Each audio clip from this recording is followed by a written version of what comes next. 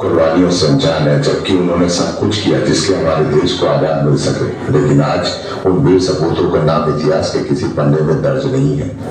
ये कहानी उस समय की है जब अंग्रेजों का अत्याचार और पूर्वाग्रह से भारत की जनता परेशान हो चुकी थी। जो अंग्रेजों के सामने आवाज उठाने की कोशिश करता उसे मौत के घाट उतार दिया जाता है। ये सब देखकर शांति राय क्रांतिकारी के दिमाग में एक योजना आती है।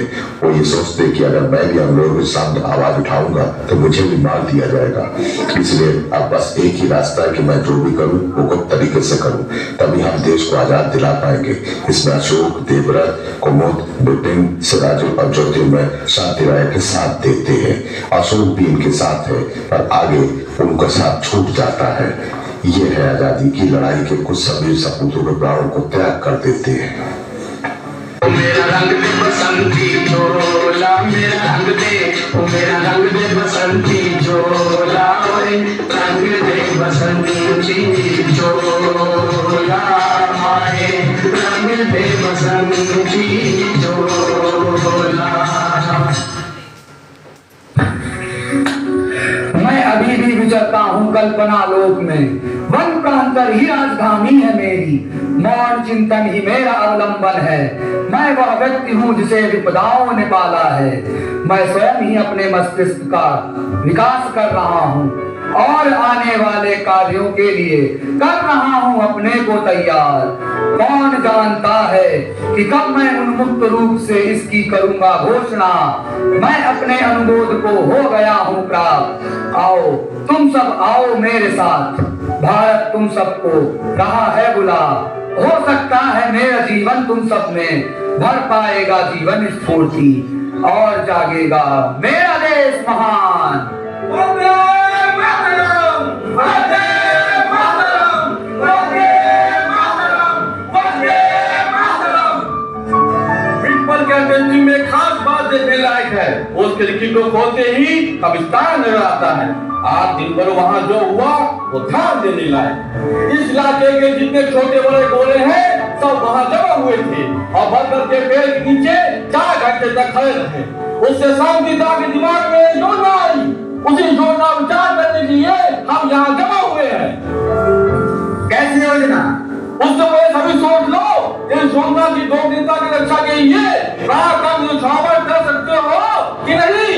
सभी जान देकर भी इस योजना को गुप्त रखेंगे। ये भी कोई कहने की बात है? शांतिदा का आदेश सबसे पूछ लेना है। हाँ नीचे जहाँ सीमा को वहीं से भी अगर बात टूट गई तो उसकी सजा होगी मौत। ये योजना ये है, इस कमरे से सुरंग खोदकर उस बरगद के नीचे तक जाना होगा। उसके लिए 3 माह की तौर मेहनत करनी होगी। पारी पारी से दिन रात सुरंग खोदनी होगी। उसके बाद एक और 2 खंड करना होगा। उसको अपनाने के लिए सभी जमा होंगे। एसपी, डीएसपी, जज, मजिस्ट्रेट और इंस्पेक्टर और कीमत कंपनी के एजेंट जैसे आप जमा हुए थे। एक ही झटके से इस इलाके के पूरे शासक समूह को समाप्त करने का एक यही उपाय है। चंडीग्राम का ड्राफ्ट पुलिस के हाथ में पड़ गया है, उसका जवाब हमें इसी देर में देना होगा। कुछ ओवर एम्बिशियस है। शांतिदा की योजना ऐसी हुआ करती है, ओवर एफिशिएंस ना हो तो शांतिदा ना होते ज्योति में लहरी। मेरी राय ये है प्रस्ताव स्वीकार किया जाए। मेरी भी यही राय हो जाए। जब सभी अब इसके पक्ष में हैं तो प्रस्ताव स्वीकार हो, परंतु मेरी व्यक्तिगत आपत्ति रहेगी। अपनी बात करो। शांतिदा यही चाहते हैं।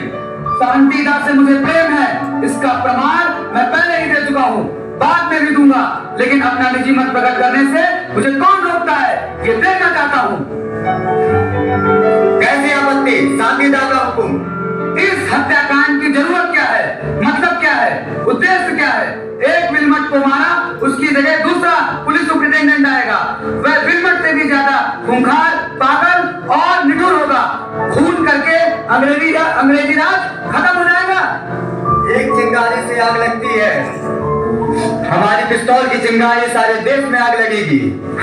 अर्थात हमारी इस मानवेतर वीरता से देश की ढेर जनता भी क्रोध होकर फटाफट मारना शुरू कर देगी। माफ कीजिएगा, मेरी खामखाली ऐसी नहीं है। गाँव और बहुत कुछ वैसा ही है। जान जा रहे हो तो हुआ ही नहीं। जनता भीड़ की तरह है, ये मैंने नहीं कहा, अशोकदा ने कहा है। मेरा कहना यह है, जनता लीडर चाहती है।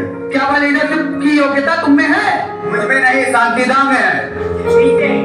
जहाँ मास्टर दा न कर सके, जहाँ भगत सिंह सफल हो गए, नहीं, मुझे लगता है शांतिदा भी नहीं कर सकते। कोई व्यक्ति अकेले नहीं कर सकता। जनता वह काम स्वयं करेगी, खुद अपना संगठन बनाकर।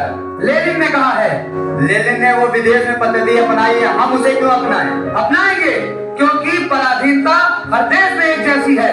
अफ्रीका में, रूस में, भारत में। विदेशीपन को इतने रेडिकुलर सिस्टम तक मत ले जाओ कुमुद। जो पिस्तौल इस्तेमाल करते हो वह भी विदेश की बनी है। असल में अशोकदा थक गए हैं, बिलमट की हत्या भी उनके गले से नहीं उतरी है। ये कोई तर्क नहीं हुआ। इसके अलावा कुमुद, इंसान का खून करने में सकना कोई शर्म की बात नहीं है। आप भूल कर रहे हैं मास्टर मोशाय। इंसान को मारने में मैं नहीं हिचकता। साम्राज्यवादी बदमाशों को मैं इंसान ही नहीं मानता।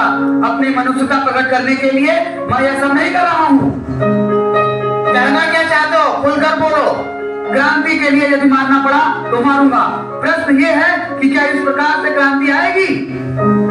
कुमुद कहता है कि विल्मट की हत्या मेरे गले नहीं उतरी। मैं कहता हूँ उतरी है। यह मैं स्वीकार करता हूँ। सिर्फ पकड़े जाने का डर और कुछ नहीं।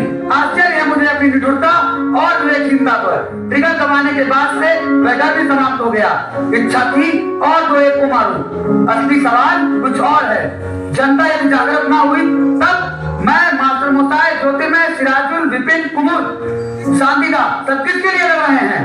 जो प्रस्ताव पास हुआ है उनके अमल में लाने के लिए अशोकदा मदद तो करेंगे। ये क्या कह दिया कुमुद? कुमुद तो बड़ा इंपॉर्टेंट हो गया है। शांतिदा का जो विश्वास अशोक पर है वो हम में से किसी पर नहीं। याद रखो, सिराजुल को जिम्मा होगा कि यहाँ का काम पूरा होने पर हम सबको स्टीमर से फड़ा करा दे। कर सकोगे 2 बार तक? हाँ, मल्लाहों को फिर से नहीं कहना होगा। मजदूरों को दल में लेना आसान है। दोनों स्टीमरों के सभी नाविक, खलासी और चालक अपने दल में हैं और कुछ एक सलामी सावधान हो। वो राधा बड़ी स्वीट लड़की है, इसे शांतिदा के दल में कैसे ले आए? वो शांतिदा की पूजा करती है और एक आर्डर है। अशोक, कहाँ रहते हो आजकल? सिराजुल के यहाँ, उसका भाई बनकर। ऐसे बने रहो, घर मत जाना। पुलिस घर पर नजर रखती है। घर में पुलिस घुसी थी? हाँ, बस सब कुशल से है। मैं रोज खबर ना दूंगा। तुम इस इलाके से बाहर मत जाना। और अगले रविवार यहाँ शाम 7 बजे फिर भेंट होगी। उदाल बावड़ा सब आ जाएगा। अब एक एक करके घर जाओ। मास्टर मोशाय, शांतिदा इस समय कहाँ होंगे? शहर में जासूसों का जहाज फैला है। वंदे मातरम, वंदे मातरम, वंदे मातरम, वंदे मातरम। कौन जाने कैसे है शांतिदा देखने में। जानकर